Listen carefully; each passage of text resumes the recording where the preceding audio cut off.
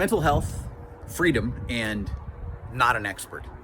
I just read a fascinating article about a woman who's a complete layperson, but who was able to do the research and figure out the correlation between what was happening with her body as it was wasting away due to a rare genetic disease and what was happening with a world-class Canadian athlete who looked completely different from her.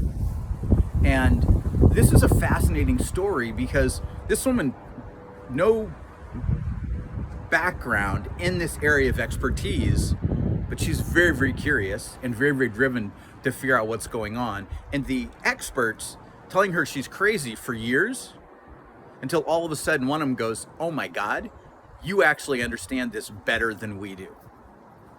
Which happens often to experts, which is why I'm not a huge fan of people who say they're experts in things because, well, they get stuck and mired and they don't lift their heads up to look around and see everything else. The other part of this is that you as a layperson can do anything you want to.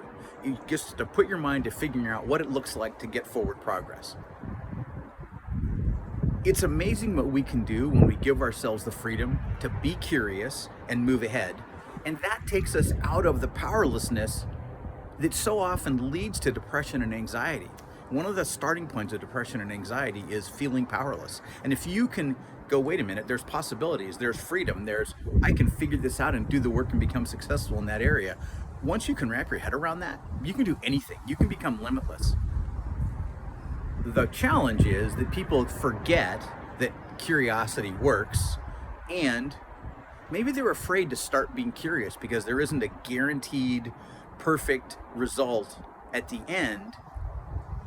And really, so what? Life's an adventure. Take on that curiosity, take on that exploration. Don't be so concerned that you have to have the perfect, predictable path.